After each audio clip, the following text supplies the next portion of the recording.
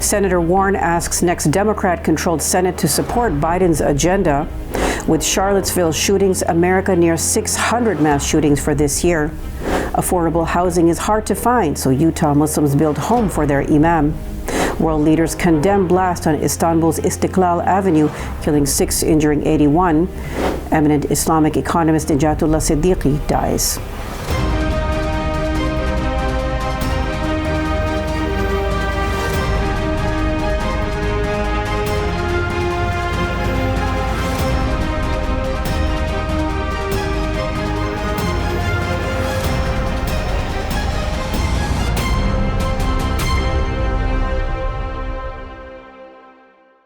From Chicago studios, this is the Muslim News on Muslim Network TV. Assalamu alaikum, I'm Samana Siddiqi. Our top story tonight. Senator Elizabeth Warren said President Joe Biden presided over the best midterm elections for the party in the White House in 20 years. In a New York Times op-ed, Warren writes that despite global inflation, progressive policies helped Americans counter high costs and created well-paying jobs. She criticized some lobbyist-friendly Democrats for blocking much of the president's agenda for working families. Warren called for urgent efforts to reduce inflation, provide affordable child care, and lower housing costs by increasing supply. She also called for raising taxes on the super wealthy and tackling corporate price gouging. 3 students were shot dead and 2 wounded at the University of Virginia on Sunday.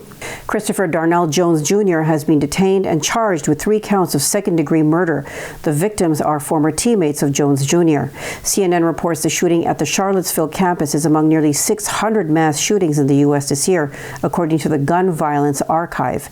Meanwhile, police are investigating as a homicide the deaths of 4 University of Idaho students found Sunday in a home near the campus. 2 more Democratic candidates for Secretary of State have defeated Republicans who endorsed former President Donald Trump's big lie about the 2020 presidential election being stolen. In Arizona, Democrat Adrian Fontes beat Republican opponent Mark Finchem, a state lawmaker with ties to the extremist right-wing group, the Oath Keepers. Finchem was at the U.S. Capitol during the deadly January 6, 2021 insurrection and said he would not have certified Biden's victory in the state. In Nevada, Democrat Cisco Aguilar beat Republican Jim Marchant, who organized a nationwide coalition of voter suppression advocates to campaign for top election oversight roles. There is no evidence of widespread fraud in the 2020 elections. Former President Donald Trump sued the House January 6 panel to block a subpoena ordering him to testify. The lawsuit, filed Friday night in the Southern District of Florida, comes less than a month after Trump said he was eager to provide testimony on live television.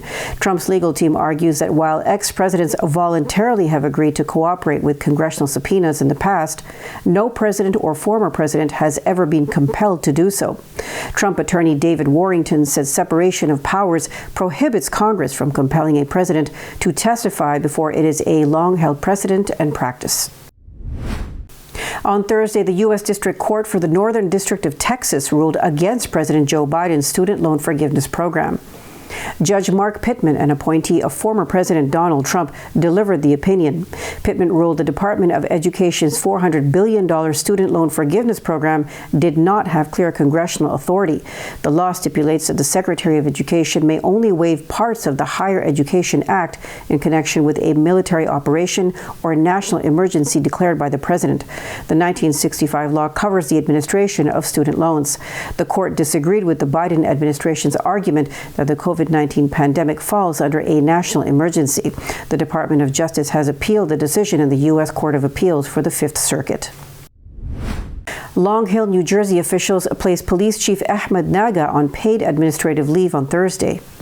The decision came 6 weeks after Naga sued township officials, alleging they had harassed him due to his religion and created a hostile work environment. Naga is New Jersey's first Muslim police chief. He alleges Deputy Mayor Guy Piscaria questioned if he had ties to the Taliban at a September 11, 2021 memorial event. And in December 2021, Naga alleges Committeeman Victor Varleza twice referred to the chief indirectly with an obscene phrase offensive to blacks and Arab Muslims. Mayor Matthew Dorsey said the committee put the chief on leave after deliberating in closed session during its regular meeting on Wednesday. Dorsey declined to comment further about the action, citing privacy over personnel matters. Utah Muslims build a home for their Imam. Details after the break, so stay tuned, and we'll be right back after these messages.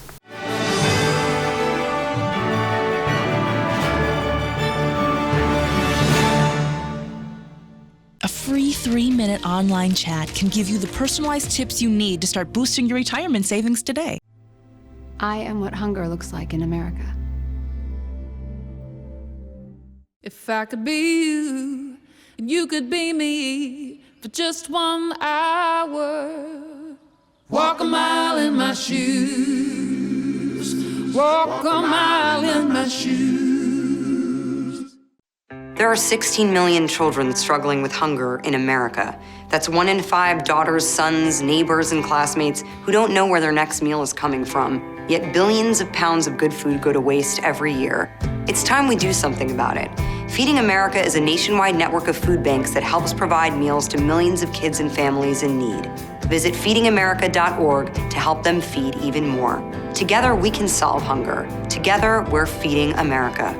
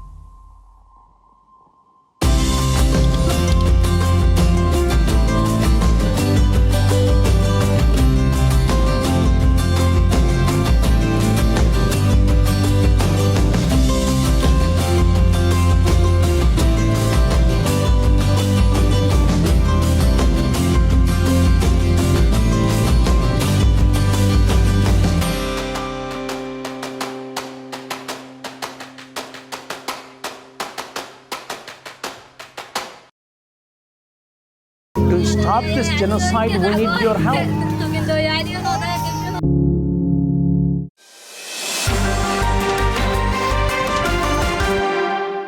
Welcome back.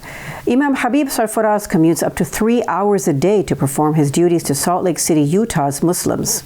Sarfaraz told Fox 13 in a recent interview at the Khadija Mosque that he has so many responsibilities as the Imam, including being present for the 5 daily prayers. He lives in Lehi, where there is affordable housing. Trustee Ghulam Patel said the community came up with an idea of building a house for the Imam closer to the mosque. Community leaders placed a modular prefabricated home on property the society owns near the Khadija Islamic Center. Sarfaraz said he appreciated the gesture and the community's support. The society has raised more than $100,000 to help pay for the home. The project is expected to cost about $400,000. The Council on American Islamic Relations called for fining a Nevada prison for refusing to let Muslims conduct Friday prayers. CAIR filed a complaint in federal court seeking a $10,000 fine be imposed on the Lovelock Correctional Center. This is for planning to violate a court order issued last week. The November 10th order directed prison officials to schedule weekly Jummah services on Fridays from 12:30 p.m. to 1:45 p.m. The court also chastised the Nevada Department of Corrections for making multiple inaccurate or misleading misrepresentations that delayed the federal court from acting. Nevada's Attorney General said the prison would not comply with the order immediately. Islamic economist Muhammad Nejatullah Siddiqi died at age 91 in the U.S., Muslim organizations confirmed on Saturday. Siddiqi was an alumnus of India's renowned Aligarh Muslim University. He was widely recognized for his work in Islamic economics and received the prestigious King Faisal International Prize for Islamic Studies. Zafarul Islam Khan, a senior Muslim leader and former chief of the Delhi Minorities Commission, told Andalu agency Siddiqi had been living with his children after retirement.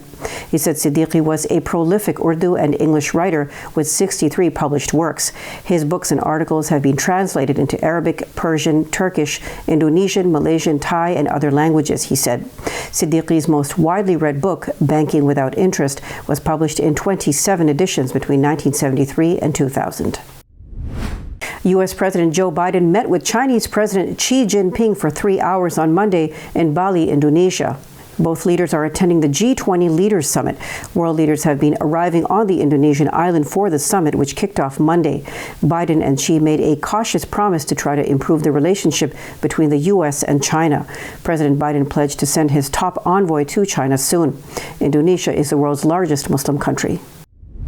Thousands of Sudanese citizens on Saturday protested UN efforts to bar the National Congress Party of Omar al-Bashir. Demonstrators also expressed anger at a transitional constitution proposed by the Sudanese Bar Association. One protester, Ahmed Abdurrahman, told AFP the demonstrators opposed foreign interference in national affairs. He said they will not accept the secular constitution of the Sudanese Bar Association. Civilian leaders have refused to negotiate with the military until it commits to a timetable for full withdrawal from power. World leaders condemned an explosion on Sunday on Istanbul's Istiklal Avenue that left at least 6 people dead and injured 81 others. Turkish President Recep Tayyip Erdogan said the attack smells like terrorism at a news conference before leaving for the G20 summit in Bali, Indonesia. Messages of condolences and support from world leaders started pouring in soon after the news broke. Pakistan's Prime Minister Shehbaz Sharif expressed his nation's condolences to the people of Turkey. Azerbaijan's President Ilham Aliyev and Swedish Prime Minister Ulf Kristersson said they were deeply shocked by news of the explosion. And Ukrainian President Volodymyr Zelensky tweeted he is deeply saddened and extended condolences to the victims and wished a speedy recovery to those injured. Coming up next after the break is our in-depth analysis segment, so stay tuned and we'll be right back after these messages.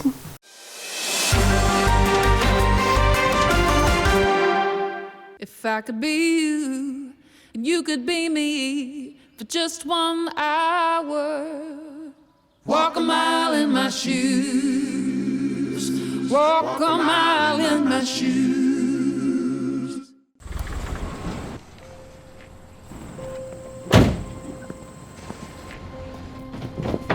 Dad, they took over my bedroom. Come on, come on. Okay, Dad. 1, 2, 3.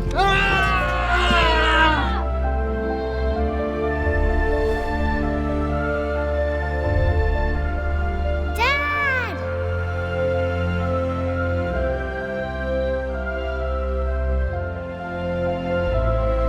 You saved me. Dad? Are you okay? I'm fine, dear.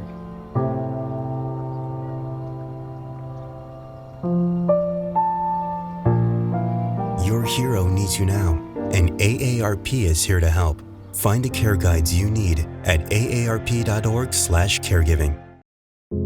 We are Justice for All. Headquartered in the heart of downtown Chicago, Justice for All is a global humanitarian initiative dedicated to raising awareness for human rights concerns impacting vulnerable minority groups. Our diverse team of staff and volunteers, led by Imam Malik Mujahid, work tirelessly to help Justice for All achieve their goals.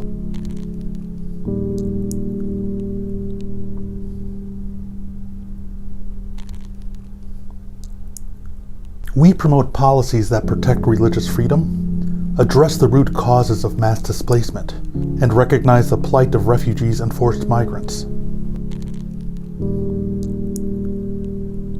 Together, we can continue to stand up for justice. Justice for all.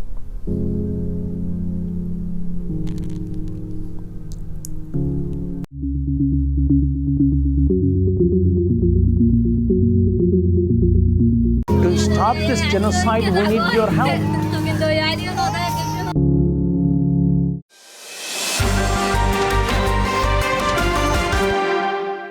Welcome back. It's time for our in-depth analysis segment. Let's watch. If something happens in Ukraine, instantaneously the whole world knows. But in Somalia, there is a famine. And in the United Nations is elected to call famine.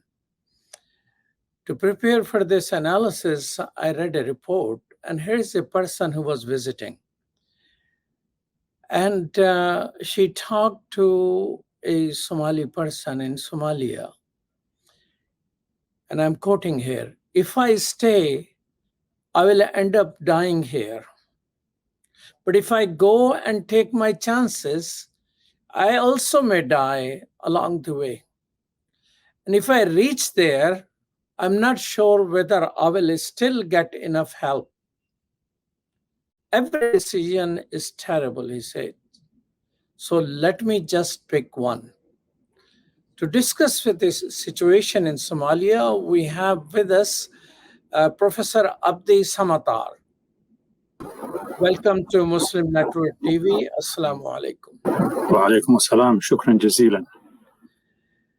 Professor Samatar is chair of the Department of Geography, Environment, and Society at the University of Minnesota. Please share with us, what are you hearing about what's happening in Somalia? Thank you very much, sir, Imam. And, I came back from Somalia about a month ago. I'm back in Minnesota presently. I used to be the chair of the department, but I did my service and now I am just a professor in the department. What I saw and what I am hearing now is that the rains failed over the last 2 years. Everybody knew that. Somalia occupies that part of the planet which is susceptible to droughts. That itself is not a surprise. So although we can blame droughts on what's happening today, I would say to you that since drought is part of the common climatic systems of this region, it's not the real cause of the famine. The real cause of the famine is a government in that country that has no capability to provide for its people, an international community that has been totally oblivious to the concerns of ordinary people, particularly farmers and rural people, and nomads and herdsmen and women. And so it's really a combination of the irresponsibility of political systems, whether it's Somali or international, and the climatic changes that are taking place. That is playing havoc with the lives of probably about 5 to 6 million Somali people who are subject to this. The population of the country is about 15 million people.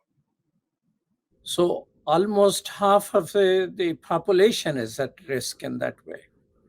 That's absolutely correct. And I wrote a piece for the sort of a TV Al Jazeera about almost 10 and a half years ago. There was another famine then. And the title of that paper I wrote for them was called The Genocidal Politics of the Somali Famine. And it's as if that same scenario is being played over and over again today. There's enough food in the world. Somalis can grow enough food. They have the longest coastline in the main continent of Africa, so there's plenty of fish on their coasts. But the capacity to use those resources to save them for the rainy day has been the failure of the so-called Somali government and the international community that has been unable to assist Somalis to help themselves there. Now, the United Nations on Monday said that famine is at the door and is expected to occur between October and December. So there is no surprise there. So why the United Nations and other institutions in the world are failing people here? The United Nations is actually wrong on this score. The famine is not on the door, it's inside the house. And people have been dying for several months now. But the politics of famine between the Somali government, the UN, and the rest of the international community is such that they don't want to sort of be the purveyors of bad news too early, but not providing that information early to the international community and others who care about saving lives of human beings across the world entails people dying long before they announce that the famine has arrived at the door. So the country is in a famine today. It's not at the door. It's inside the country. People have been dying for several months now, if not longer. And so it behoves the United Nations, the international community, if you like, the Muslim world for that matter, to come to the aid as urgently as tomorrow if we can.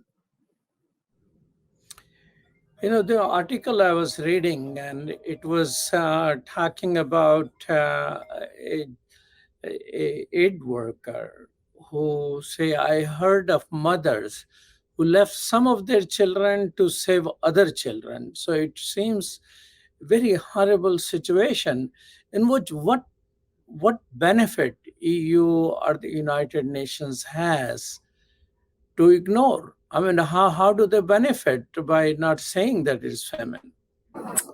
Well, 2 days ago, I was talking to a colleague of mine who works for the Irish Community Service, who is in the country in Somalia. And he told me that the negotiations between the so-called international community and the Somali government was such that if they declare there is famine, the Somali government might lose control of the place. And so this negotiation that's taking place between the Somali government and the international community is oblivious to a mature crisis in which people have been dying by the hundreds over the last few months. Because these people are, in a sense, protected from seeing human lives, children, mothers, elderly, young men and women perishing on the roads as they try to flock from the countryside to Mogadishu in order to save themselves. Exactly the kind of a mother that you were talking about at the beginning of the show, which said that, you know, if I stay, I will die. If I go, I may die on the road. If I get there alive, I may not get the help necessary. This help should have been here a year ago, not now, not tomorrow. Professor Samatar, when you visited, you just came back. Were you able to visit the areas where famine is, or those areas are not accessible? Some of those, as an individual, those areas are not accessible to me because Al-Shabaab, the so-called terrorist organization, controls many of those regions in the country. So our audience should understand, our listeners should understand that a significant proportion of the country is actually outside the control of the Somali government. It's under the control of Al-Shabaab.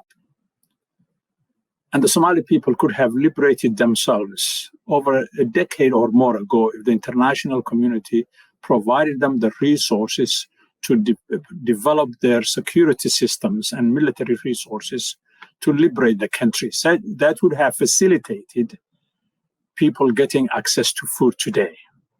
But since much of the country is not controlled by the Somali government, it's not accessible to anybody except those who are able to negotiate with Al-Shabaab. So that's the first thing to note. The second thing to note is that the vast majority, not a vast majority, a significant proportion of the people who are victims of this crisis have already come to Mogadishu and the neighborhoods around the city. And so one is able to see them in town, literally trying to keep body and soul together.